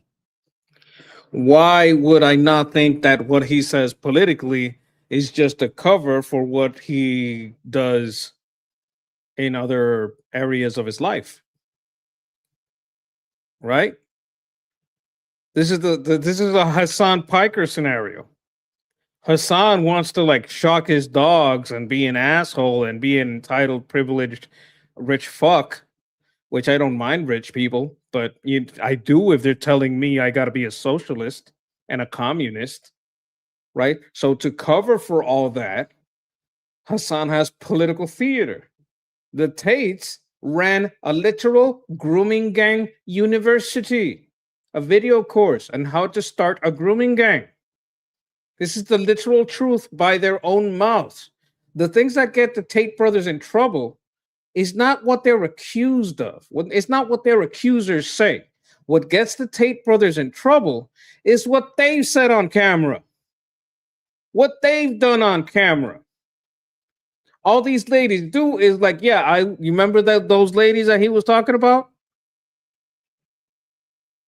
Remember when he said he did all those things? I was one of those ladies, and here is the evidence. That's what gets him in trouble, their own mouth. And the reason why he is being persecuted has nothing to do with pornography. We have to just say it outright. This is a deeply immoral society. Hollywood is putting out movies about trannies, about pedophilia, about their... That's not pornography. That's just Hollywood trying to be pornography. That's a completely different subject from porn. Like, Andrew Tate ran a grooming gang university. That's what he did. It was about cam whores. Did he try to do it to minors? I don't know. Maybe. But by his own words, that's what Andrew Tate did. He was very upfront about it. Defending pedophiles. Now, if you're going to say, well, why didn't get the other grooming gangs? Well, the other grooming gangs weren't making a university about it. You can't say it's not fair. If it's not fair that you don't arrest the people doing it in secret before you arrest the guy that makes a university out of it. What are you, a fucking retard? If they're going to start going after the secret ones, they're going to start with the ones that are public about it. Am I right? Am I going crazy here? What do you guys think? That's the Tate brothers. Shows like Euphoria, they're about every kind of sexual perversion. This is the false dichotomy. Now, here is the problem. I want you to analyze this. Andrew Tate ran a grooming gang university so that you can learn to manipulate and groom young women. I'm not saying minors, although with what you learned, you could do that. That's what he did. That's what Andrew Tate, that's what the Tate brothers did. They ran a grooming gang university, right? I don't know if they called it pimp college. I don't know what they called it, but that's what they ran. The business model and their lessons were about how to control women, how to have women control other women, how to make them fall in love with you. They call that the lover boy method. How to have these women doing performances on themselves, on each other, with men on camera. How to, you in the chat, pretend you're one of the women and make the men ejaculate. So in some aspects, that's kind of gay. Like, I'm not going to judge you if you're gay. That's fine. But Andrew Tate being this signal of masculinity is just telling everybody, oh yeah, I used to talk to these people in chat, make these old people, send money and come. Like that's what Andrew Tate used to do. Right? And you can't say, oh, it's a hypocrisy to go for the guy that ran a grooming gang university in UK because there's shows about sex in Hollywood. It doesn't make any sense. If anything, it makes perfect logical sense that after having a fucking scandal about how much you ignored grooming gangs, you at least get the guy who publicly started a university about it. You got to at least get that guy. That's the first guy you got to get. The guy who's fucking promoting it. That's the first, the guy that was so retarded that he started a grooming gang university. You got to get that guy first. right? That way, when people are like, oh my God, why aren't you doing anything about the grooming gangs? Look, I got the university guy, the guy that talked about it on YouTube a whole bunch for decades, for years. I got that guy. Even as a virtue signal, you can get that guy and then start going for the ones that were doing it in the dark. So there's no logic behind, well, you shouldn't go for this guy because in UK, because Hollywood has sexual shows. It's a completely different topic. In every kind of sexual deviancy, and then they pretend, oh, now suddenly we have a problem with it. Really? These are two different countries. These are two absolutely different countries. The DOJ wasn't doing investigations into how Euphoria was promoting sexual perversion. We're talking about crime. You think Trump called arrest Tate? That's not what happened here. This is a false equivalency. False equivalence. No. The reason that Andrew Tate has been subject over many years to censorship, government persecution, is because he ran a grooming gang university very publicly and told everybody how to manipulate women and how to use them to get video money from online video sexual acts. How to manipulate women, how to have one woman manipulate another woman or a group of them. That's what he did. That's what he was famous for. It's like he's skipping over the part where all Andrew Tate did was run a pimp university. At the state level. It has nothing to do with those things. It's all political. No, it's not, motherfucker. You're lying. That's just lying. Oh, thank you for the super chat. Sean is saying, I love watching these ISO cook and fake conservatives tearing on each other. That's a good point. But this guy is not defending them. Is not attacking them. He's defending them. People like Jeffrey Epstein were tolerated. People like Jeffrey Epstein were tied to leftist. He was tied to leftist. Right? He was tied to Democrats. He was tied to Clinton. He was tied to some leftist in Israel. He was tied to Russian spy agency. He was tied to Chinese banking. Like, he had a lot of ties. You know, real sex traffickers were tolerated, defended. Are you claiming that the guy running a grooming gang university isn't a real sex trafficker? I mean, if he's moving people across state lines and he impedes them from leaving or controls them by controlling their passports and such thing, that is literal trafficking. Like, if you're controlling their stay, getting to say where they go, that is trafficking.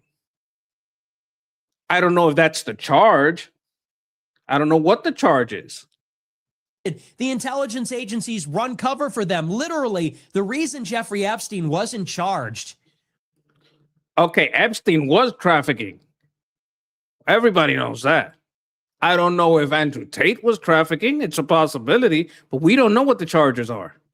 With everything that he was accused of even 20 years ago, is because they said he is intelligence. He is part of the intelligence world. So don't tell me they're cracking down on Andrew Tate because of sex trafficking or porn. I think they are. I think if you have to take certain contracts into account, if you have to follow certain procedures for your cam whores, you got to do it. Look, if you're a lady, right, and you're an adult and you want to do that shit, I can't judge you. I can't judge your soul. That's up to God. I can't say, hey, that's not for me. Like, I may not want to be in a relationship with you. Not that you'd pick me, but I'm not, that's not something I can promote, right? That's up to you. That's fine. But if Andrew Tate, who had a grooming gang university, is deceiving these people on their finances, how much money they get to keep, if he's supposed to sign a contract on how much money they get, if he's controlling their accounts, if he's taking more money than he should, if he's not paying taxes on it.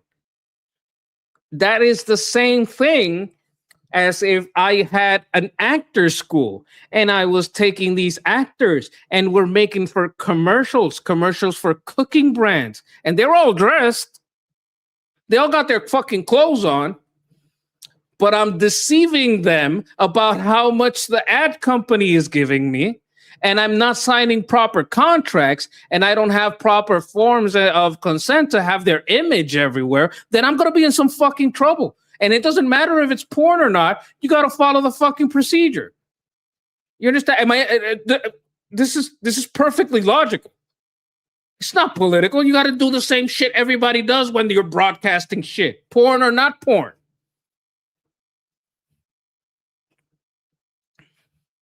Oh, you mean like stealing? Yes. Like one of the things that I think Andrew Tate admitted is that he would tell the woman that he had to take a cut because of taxes, and he wouldn't take the taxes. He wouldn't pay taxes. He just wanted some of the money, so he'd keep it. Fees, fake fees, so he could keep the money. That's the kind of shit he did. Like, I'm not being exact on his exact words, but if you go over the Andrew Tate videos, you're going to see the kind of shiesty shit that he was doing. And that's why he's getting investigated, because even if you're a pornographer, you got to give that lady her cut. It doesn't matter if you agree with the acts she was doing. If we're talking about business, that's what you got to do. The government loves porn. The government loves sex trafficking. They protect sex traffickers. Ever heard of Epstein? Ever heard of any of those people? It's just one name over and over, bro. No one likes Epstein. We get it. Let's just put that out there. Starting in 2022 and 2023, they brought the hammer down and in 1 week banned him from everything. TikTok, YouTube, Twitter, Facebook. Because his videos were about grooming people. It was about the lover boy method. It was about, oh my God, I'm going to have to pull up some of these videos. I'm going to have to pull out some of these motherfucking videos so people know. Because of his politics. Then they threw him in jail in Romania because of his politics. Why do you think they dropped the case? The case was created, and then the case went away just as easily, having nothing to do. I'm going to show you guys something. Oh, here he is.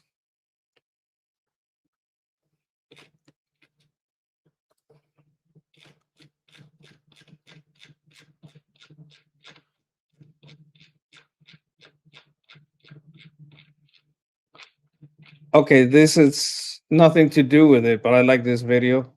This is Apostate Prophet and Charlie Kirk.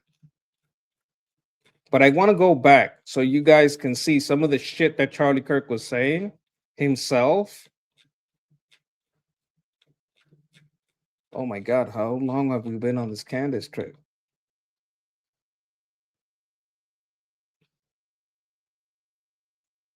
Because what Milk Bar did was like sue him because he had a whole bunch of videos of Andrew Tate saying this shit himself.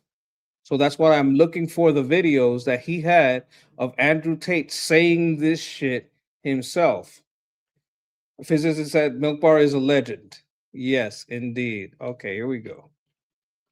I'm gonna try to find him. Maybe he had to take all this shit down because of the lawsuit. Because this all seems to be about Candace and Tucker. What's this? I'm gonna take a look at this too.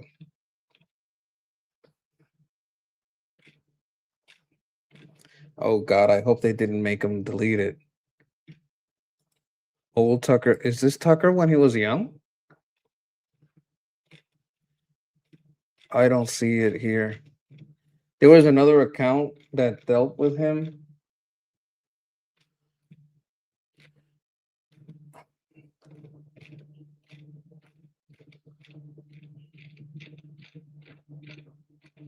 I don't see it here. Let me see if I can find Andrew Tate confessing.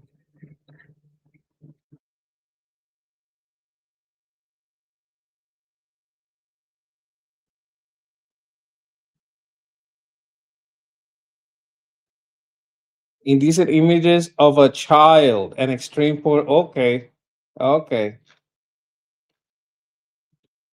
Model, and webcamming is what I do. That's how it started. I met Vivian in Slovakia. I'm from Slovakia. We had a long-term relationship thing. I was living in England. I moved her to England to be with me, to start doing my webcam company. She's completely head over heels in love with me. She wants kids with me, everything. And we met and we felt whatever, we're in love. I have lived with Andrew for years and years. So Vivian's been with me 6 years. So he's been with Vivian for 6 years, right? Vivian's like 21. Vivian's 21. And at this point, Interesting. How much is 21 minus 6?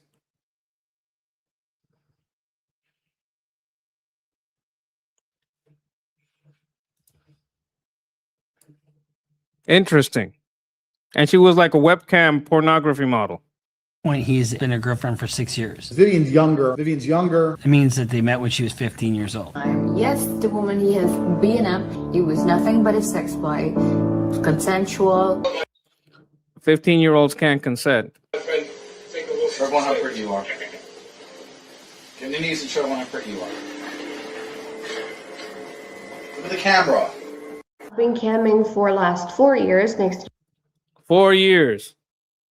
Like, she's basically wearing bikini type clothes and shit. That's not nudity, but year is a 50 year.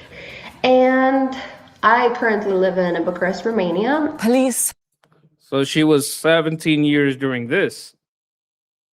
have raided Andrew Tate's home in Romania. Trafficker. I've got my main bitch, my bottom bitch, Vivian. I moved her to England to be. Coming from somebody who lived with him for years. He is not a human trafficker. I've got my main bitch, my bottom bitch, Vivian. I moved her to England to be with me to start doing my webcam company, which I started. If you don't have a webcam company, you need to look into it, because as soon as you have a couple girls in love with you, it's the fucking easiest money in the world. When I'm telling you that this guy started a grooming gang university, this is what I'm fucking talking about. This was his business model. He started a school. This is what he was teaching. Like, I'm not fucking kidding. Right? I'm not fucking kidding. No. And I'm not fucking wrong about anything I'm saying here. I take that back. It's not easy money. You got to build it up. But once you get girls built up, then it's free He's talking about grooming. money. That's what he's fucking talking about. To do with the evidence in the case, and they threw him in jail in Romania because of his politics. Why? Not because of his politics, because of what he was fucking doing. And not only doing, but promoting it. Why do you think they dropped the case? The case was created, and then the case went away just as easily, having nothing to do with the evidence in the case. He never had a trial. Maybe they couldn't do the trial because the girl wasn't in Romania, and a lot of these things happen in UK. It was because of the political pressures. He was arrested under Biden. And maybe some of those Romanians were a little dirty. I'm not talking about all Romanians, but politicians. Who fucking knows? He was freed under Trump. It was political. And then Tate comes to the United States, and they say, once again, the Attorney General of Florida, he doesn't say, we've received new evidence. He didn't say, grooming minors is one thing. Yeah, but there's different forms of grooming, and there's different types of controlling illegal behavior. If you got these people fooled and you're making fake contracts, you're stealing from them, you're stealing and telling them that it's for taxes, it's for this, it's for that. If you're lying to them and controlling their accounts, controlling their entry and exit from places, there's a lot of things there. It's not just, oh, well, she's a woman, she's an adult. No, if you did this to a guy or to a girl, to a man or to a woman, and you're controlling their income and you're putting pressure on them and you're lying to them about how much money they're making, and you tell them one thing, oh, I'm going to give you a whatever percent, but this is taxes and this is this and this is that. And you're lying about that whole process, and you're not paying taxes that you're from the money that you're taking from their accounts.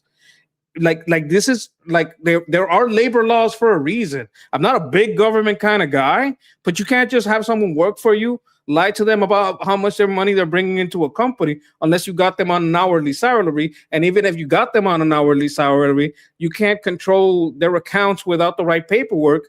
Like they got to go, the money's got to go into their bank when you pay them. Like there's a lot of things in business. It's just business. Like I like, it's not just that they're minors. Even adults, you need to have some fair laws.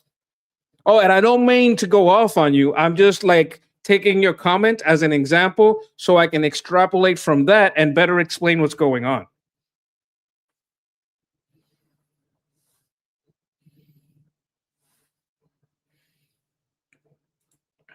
Kind of like some people do in the US government, like people do in every government. I mean, not as bad as the IRGC, but people, there's a lot of, I'm sure a lot of people in the UK government that are fucking taking employees, not paying them right. Like this happens everywhere. But if you're promoting it on TV, announcing how you do it, and you get in trouble for it, well, boo fucking who? I don't care. And I'm not going to say it's political. Oh, it's political. No, motherfucker, you were stupid enough to not only do it, but do it and tell everyone how to do it on camera. It's the ego. It's a narcissism. Like he thought he would be able to get away with and he says in other videos, I don't remember this video, and I don't remember exactly what he said, but what he was saying is that he would control the accounts, take whatever money he wanted, give them whatever money he wanted. Like there's a lot of things in out of his mouth that are the problem, not his politics. He might have gotten into politics just to cover for this shit.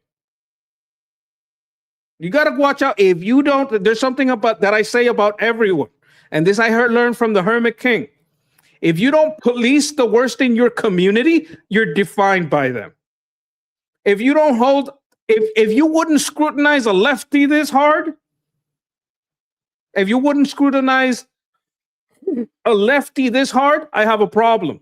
You got to scrutinize this guy, Tate, as hard as you would a lefty, because if not, you're defined by this motherfucker. Not going to sit here and make excuses for him. And if he was on the left, on the right, if he was a pastor, an atheist, I don't fucking care. Straight gay, I don't fucking care. You're tricking these people. That's the fucking problem.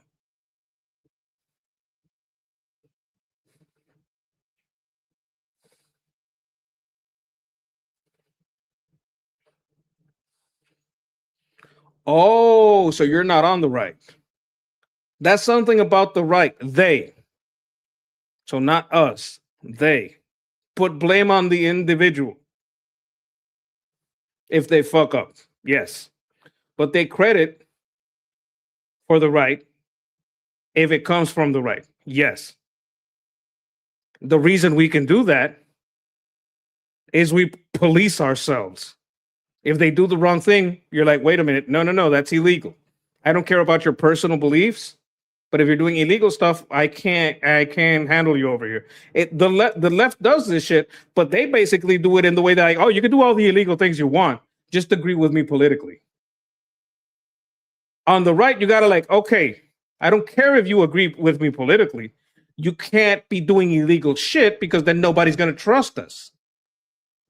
We got to live up to the standards we're preaching.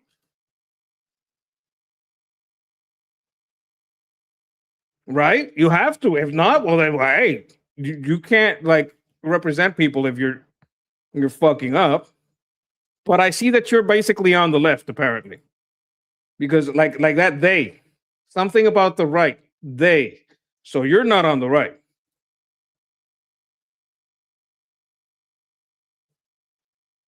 No, we could call it a Freudian slip.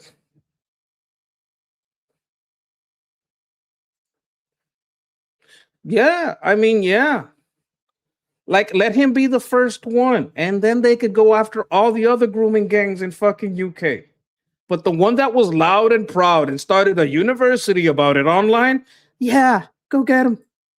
Yeah, that's not political. He brought it on himself.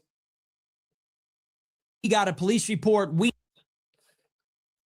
Look, I don't know how many crimes George Santos did. Like, if he did crimes and they were serious crimes, he did what the thing that Tate is doing, serious.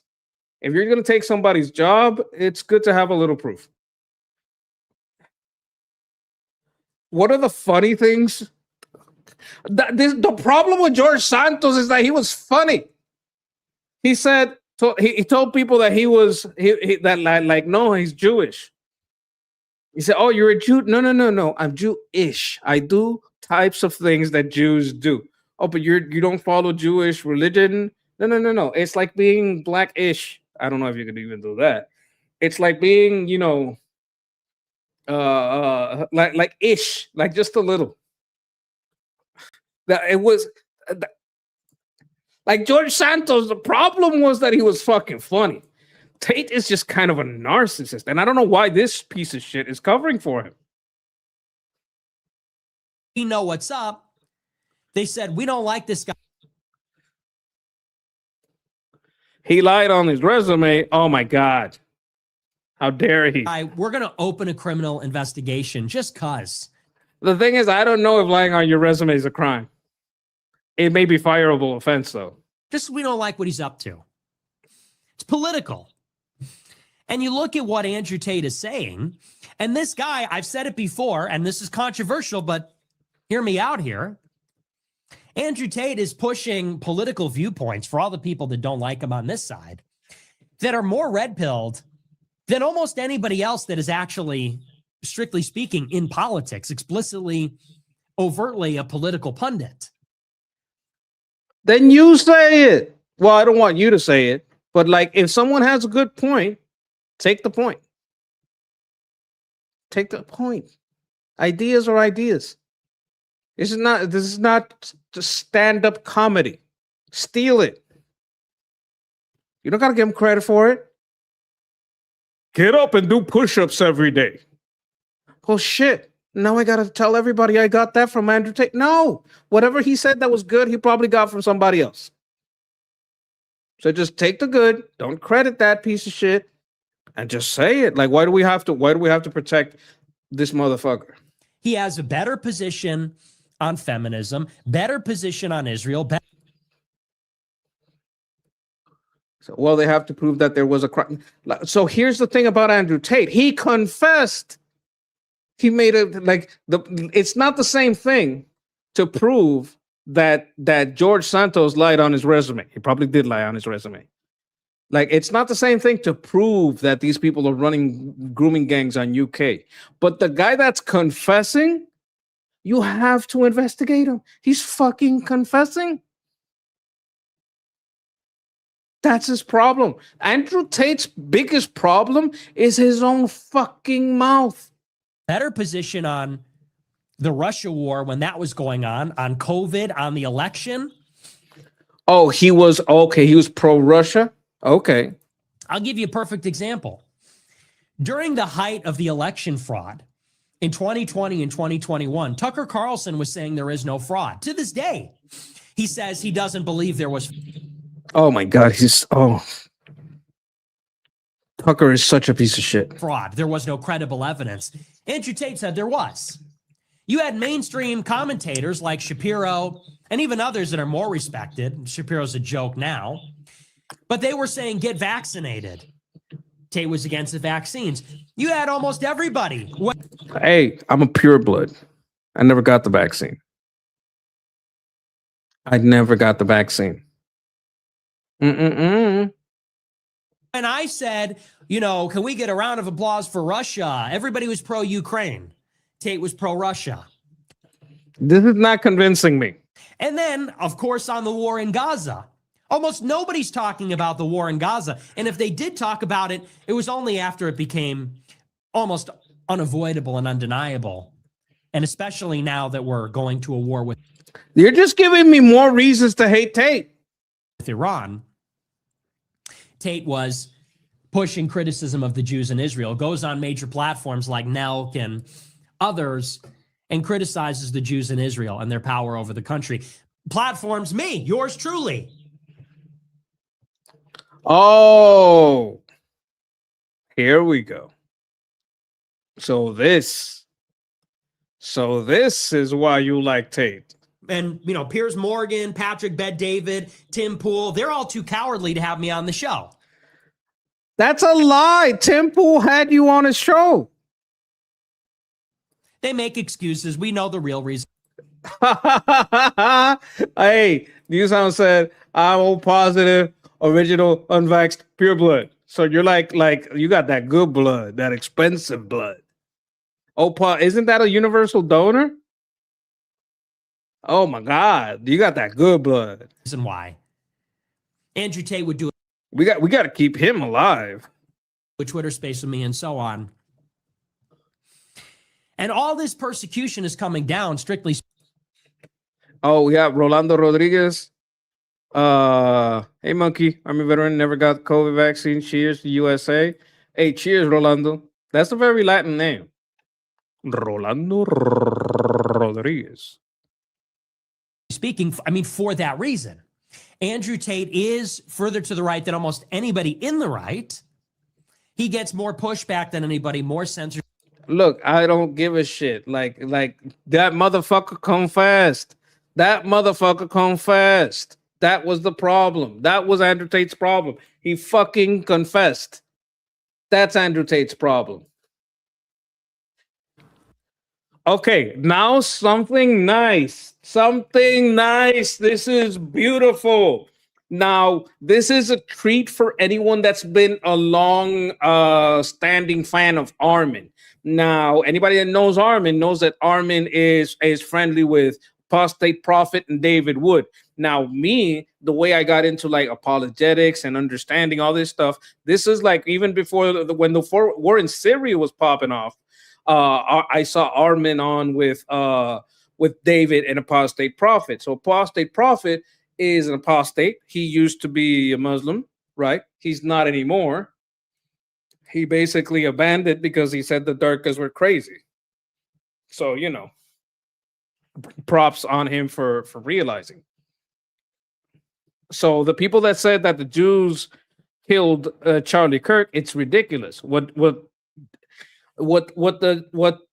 Charlie Kirk was doing was he was pissing up Fuentes. Fuentes hated Charlie Kirk and called him top goy because Charlie Kirk was too friendly with Israel, too friendly to Netanyahu, too respectful of the Jews, and that kind of stuff. So I wanna play this because I love this guy.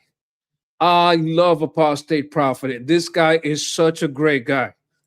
I have really started, as you know, speaking more and more about Islam. If you want to talk about how Islam mistreats women, we could talk all day long. Because you brought up female genital mutilation, which is a teaching of the Islamic faith. Most Muslim majority countries, you cannot criticize the Prophet Muhammad. Muhammad, the greatest man ever to live, the greatest example, was a warlord who married a 6-year-old, raped her when she was 9, and then kept multiple wives. Remember, President Donald Trump openly ran on a Muslim ban into the United States of America? Total and complete shutdown of Muslims entering the United States until our country's representatives can figure out what the hell is going on. Do you think Islam is compatible with Western civilization? Absolutely not. You get rid of Christianity. Absolutely not. And he I think he comes from Turkey. And like his story is fucking fascinating in and of itself, but also his jihad against Islam. like he probably wouldn't like it phrased like that, but his journey from being an apostate to being an atheist to being a Christian, and through all of it, just getting further and further away from Islam. And then, even more dangerous, you go from secularism then to Islam. Because then you're like, well, we have to believe in something, and then you bring in a completely different ideology that's at odds with Western values. I debated at Oxford and Cambridge back in May. These are broken, conquered cities and towns. They're completely unrecognizable. When I go walk through Piccadilly Square and there's just more Muslims than native-born whites, or there's something wrong about that, and that is a metamorphosis that... And you have to wonder, did you vote for this? Did you want this? Did you invite it? I know a lot of great individual Muslims. My primary doctor in America is actually a Muslim, and he's amazing. That's not the point. You can walk the street and meet a great Muslim in London. The question is, what about political Islam?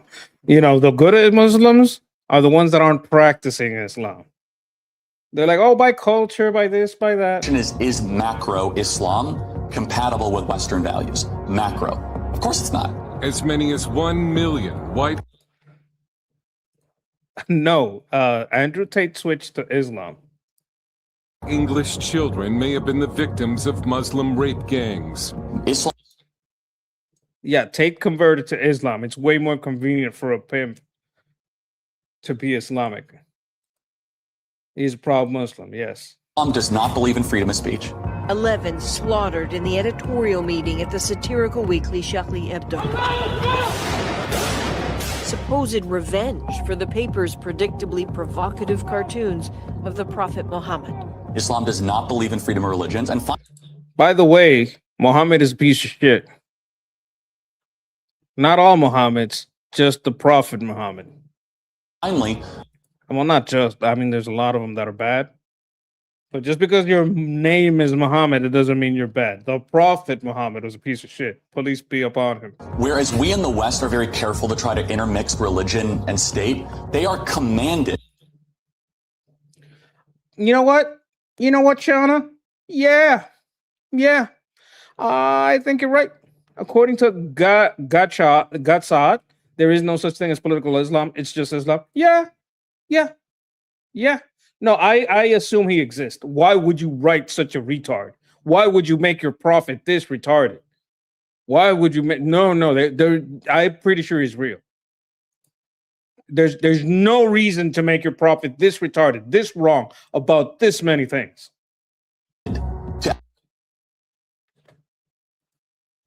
How old was Mary? What are you talking about? Mary was...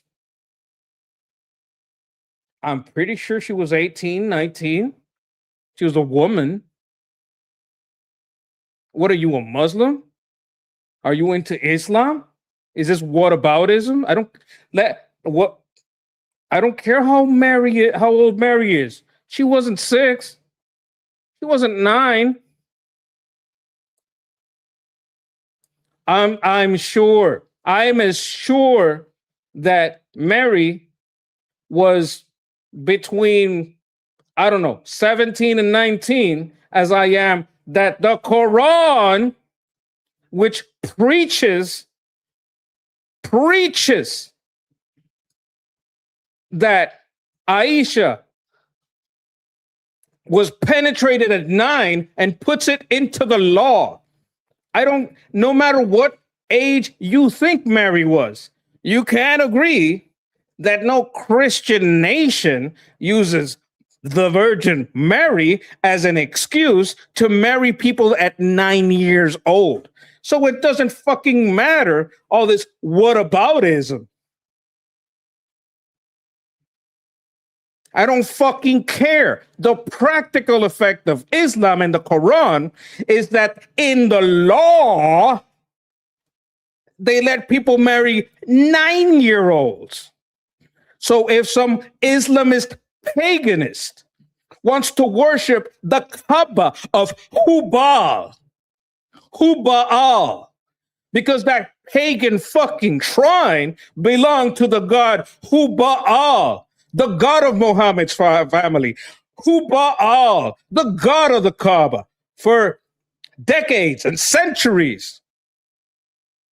If that's what you want to bow to 5 times a day, you're pagan fucking square, and you want to kill over pictures like a pagan, and you want to worship a book like a pagan, and you want to kill if someone burns a book like a fucking pagan, then be a fucking pagan.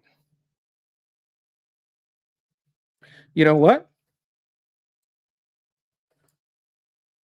I don't have to deal with you. This is my show.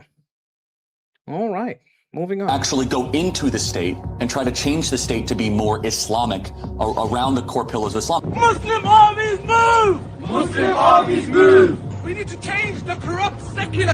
I ain't arming, motherfucker. I'll fucking block you. You may be banned on Armin's channel. On my channel, block. You can't come back. I see you on my channel. You're blocked. Right now, you're lucky I don't have a window open for my channel, because you'd be gone there too. And next time I see you on my channel, you're fucking blocked. I don't put up with that shit. I don't enjoy arguing with people. No, no, no, no, no, no, no. You treat me with respect. You're being aggressive. Well, like the prophet, the pagan prophet Muhammad was being aggressive when he raped that 9-year-old girl named Aisha. Muhammad was being aggressive when I love the way they changed the subject. Well, what about Mary? What about Mary, motherfucker? No one is making laws so you can marry a 9-year-old and talking about Mary. Where is this law that you can marry a 9-year-old because Mary? Where the fuck are you getting this shit? I don't know. Those three things are antithetical to the West. In fact, this is the main reason why I decided to speak out, because after I left Islam, I had horrible deception and basically, oppression of my mind behind me. I But he raped that 9-year-old girl. I see people saying stuff like Islam is misunderstood. It's a religion of peace. It's not a religion of peace. It is not a religion that wants to coexist with you. We have today in the UK, in many other countries, we have Muslims preachers openly saying that the vision of Muslims should be to take over Western nations. We will give them fertility. We will breed children with them. Because we shall conquer their countries. We've had imams in England saying they want to mount the West like a woman to be mounted and subdued. Gaddafi said something similar in the late 90s, saying that we're going to take over Europe without ever having to lift a sword. This is Gaddafi. That Allah will grant Islam victory in Europe without swords, without guns, without military conquest. For anyone that has eyes to see and ears to hear and actually reads the Hadith and reads parts of the Quran, you know that conquest is an Islamic value. I cannot see a single Western country that has become more Islamic and has become a better place to live that is happier or freer. By what metric? Just happiness, quality? That's true. From quality of life, from cultural cohesion. Is the Muslim world thrilled they're taking over the West? Yes. We tried for many years to conquer Europe through wars, only wars. 50 مليون مسلم.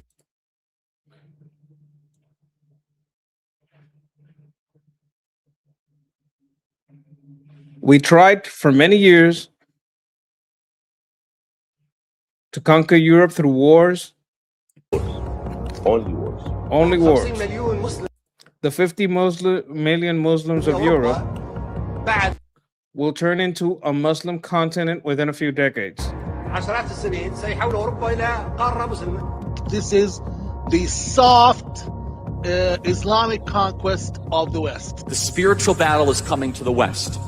And the enemies are wokeism or Marxism combining with Islamism to go after what we call the American way of life. These are all, like, you gotta understand, we lost a fucking legend here. But soon, Britain will have more practicing Muslims than practicing Christians. I think that will be a catastrophic change. And everyone knows it. I have really started as you.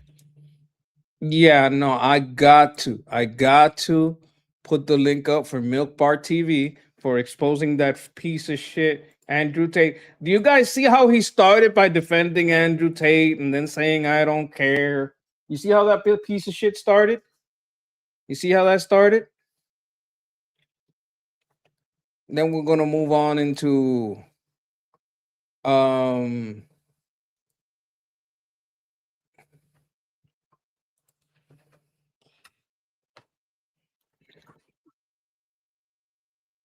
yeah, you guys gotta follow Apostate Prophet. This is a great guy.